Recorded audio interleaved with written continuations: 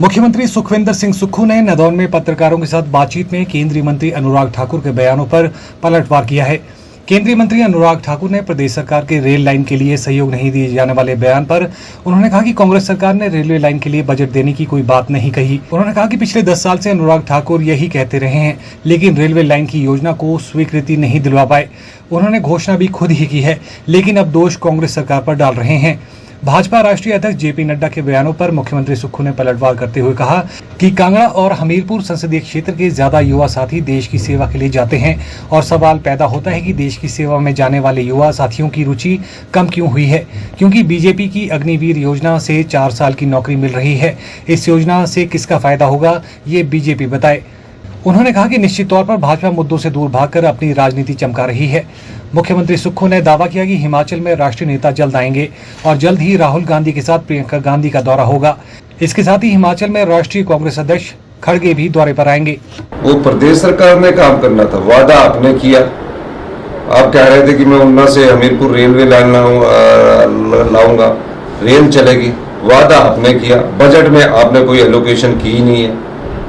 ऐसी कौन सी योजना है रेलवे की जिसमें राज्य सरकार पैसे देती है? हमने तो पैसा देने की बात ही नहीं कही है। रेलवे की योजना लाने के लिए आपने कहा था कि मैं केंद्र से रेलवे की योजना को स्वीकृत करवाऊंगा, ऊना से हमीरपुर रेल पहुंचाऊंगा। पिछले 10 सालों में तो रेल पहुंची नहीं, अब वो दोष हमको दे रहे। ये तो वो बात होगी, उल्टा चोर कोतवाल को डांटे। मतलब घोषणा भी खुद करे, अनाउंसमेंट भी खुद करे और हम पर दोष दे कि हमने रेलवे लाइन को पहुंचाने की बात की थी। हमने मेडिकल कॉलेज लाया, हमने स्टेट का कैंसर हॉस्पिटल लाया। हम जनता की अदालत में जा रहे हैं और जनता की अदालत में पिछले जो 15 महीने में हमने जो काम किए, हमने 15 महीने में सरकारी कर्मचारी और अधिकारियों को ओल्ड पेंशन स्कीम दी। आपदा में हमने युद्ध स्तर पर काम किया, केंद्र सरकार से हमें कोई राहत नहीं मिली और जिनके घर टूटे उनको हमने 1.5 लाख से बढ़ाकर उनके घर बनाने के लिए आर्थिक सहायता 7 लाख रुपए की। जिनके आंशिक रूप से घर टूटे उनके 4,000 रुपये से बढ़ाकर हमने उन्हें 1 लाख रुपया प्रदान किया। तीसरा, हमने अपनी महिलाओं को 1500 रुपये देने, 18 साल से ऊपर की 1500 रुपये देने की बात की। भारतीय जनता पार्टी के जो राज्य के अध्यक्ष बिंदर जी बार बार कहते थे, जयराम ठाकुर जी बार बार कहते थे 1500 कम मिलेंगे। जब हमने 1500 देने शुरू कर दिए तो चुनाव आयोग के पास चले गए और कहा कि 1500 रुपये नहीं मिलने चाहिए। मैं चुनाव आयोग ने हमने उनके पास अपील की और उन्होंने कहा कि आप फॉर्म भरिए।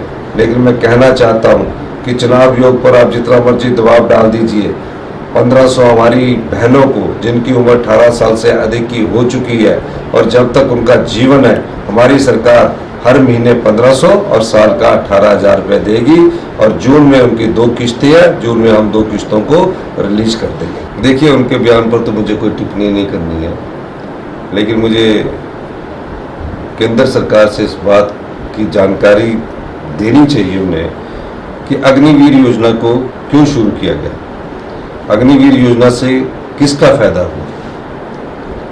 हमीरपुर है, कांगड़ा है, ऊना है, बिलासपुर है, यहाँ के युवा साथी हमारे सेना में भर्ती होते थे और देश में पर जान न्यौछावर करने के लिए हमेशा तैयार रहते थे।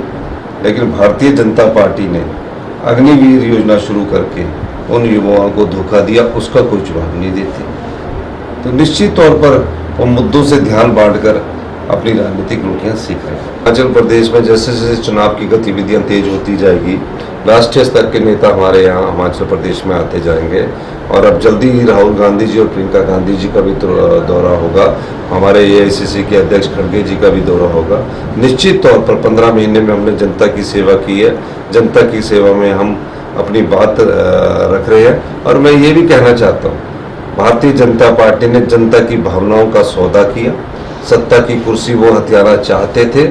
हमारे बिके हुए विधायक जिनको उन्होंने टिकट दिया, वो इस बात को साबित करते हैं कि उन्होंने सरकार गिराने की पूरा प्रयास किया। जनता इसका भी जवाब 1 जून को देगी। और इन्होंने हमारी राज्यसभा की सीट चुराई है, जनता हमें 4 लोकसभा की सीटें जिताएगी और 6 की 6 विधानसभा की सीटों में कांग्रेस पार्टी की जीत होगी।